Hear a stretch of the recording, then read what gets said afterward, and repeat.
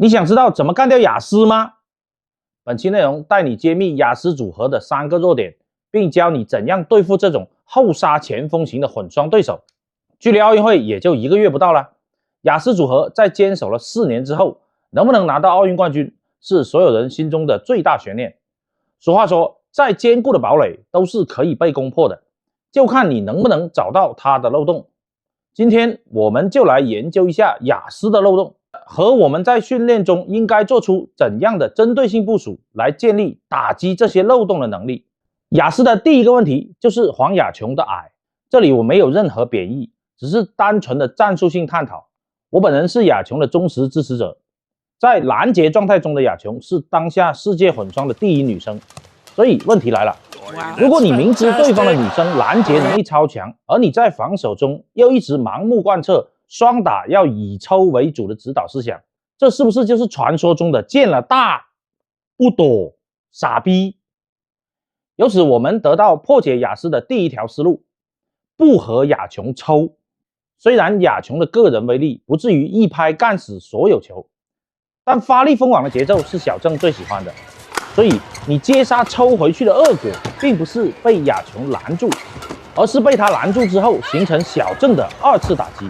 简单说，你还不如让小郑一直杀，只要上一拍能接到，而这一拍也没有比上一拍更差，那你就应该是继续能接得到的。但是如果你让球过了雅琼的手，再转回小郑的时候，基本上就捡球了。在年龄逐渐增长，乌攻得分率已经肉眼可见的低迷之后，2次打击是雅思的主要得分板块，所以拔掉狼最锋利的牙齿是我们的首要任务。那我们如何做到呢？其实韩国队的眼镜兄已经给出了答案：接杀挡网。接杀不要强行的抽，不要盲目的抽，接杀挡网。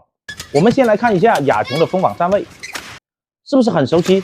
对，没错，和蔡队的站位一模一样。那你知道蔡队有多高吗？我本人身高1.79米，蔡队比我还要高一点。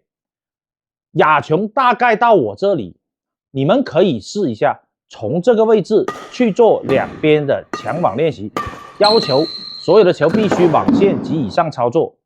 要是有人能做得到的话，我马上联系高教练，让他把迈巴赫开过去给你啦，或者让杨晨管你一辈子装备啦，对吧？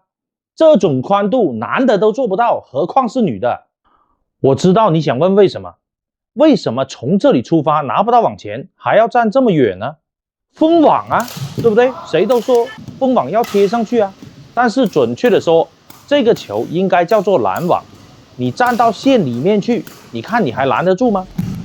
这时候不需要你抓我，我就告诉你我要抽你，你敢动吗？嘿嘿，距离太近了，对吧？所以我们可以知道黄雅琼是拦网型球员，因为他选择的是远距离站位。那么这个远距离站位也是和小郑的配套动作，因为我配的是人间大炮郑思维，又因为现在全世界的双打都是以抽为主的，而且是很傻逼的，被封死1万个也不会改变的以抽为主，所以雅琼的这个拦网型远距离站位就一直很得吃啊。所以从这里我们也可以看到，职业比赛也是有很多很弱智的 bug 的。职业比赛只是对抗最激烈的比赛而已，但一样是蠢人居多，真正会打球的人非常之少。那么我们要建立这个能力，我们就要引入2个练习我们是通过训练来建立这个实战能力的。首先第一个练习就是连续的接扑，那么要求一个抽一个放因为人就是这么贱，要么他就一直发力，要么他就一直不发力。我们在防守的时候更加是本能主导一切的，所以我们一定要刻意练习，建立自己能在防守中主动支配球的能力。也就是说，我想抽的时候我就能抽，我想放的时候我就能放。第2个练习是接吊接杀，接吊挑球，接杀挡网，而且必须挡到线里面，也就是挡近的。现在这个时代已经几乎没有人会挡网了，只要是接杀，除了把球强行抽回去和挑，其他的什么也不会。这首先是因为现在所有球员的训练周期都很短，训练时间都很紧张，当然也确实是没人教。不管是什么队，天天一上去先抽1个小时，抽完人都麻了，抽到现在的结局就是没人会挡网。所以说，无论被黄雅琼拦住多少个，封死多少个，双打仍然要以抽为主，双打的防守仍然要以抽两边为主，所以黄雅琼才这么安全，所以黄雅琼的拦网成功率才这么高。这2个练习都是针对对方女生比较矮，以拦网为特点的它是反制性操作。那么韩国队已经通过徐承宰、蔡佑丁和金银组合2队人马，印证了这个手段的正确性。通过接杀、挡进网和连续的两边往前调动，那黄雅琼大概接2、3拍就只能在下面了。那这招用在业余层面呢，就更无敌了。大部分混双的女生，即使是业余最厉害的那些，也是离开手1、2步就要死的。这种两边往前拉扯，只要搞2拍，他们就受不了了。而且男生一般站位都特别远，完全不可能上来补位，即使上来，他也只能在下面，所以他也就只能挑给你杀了。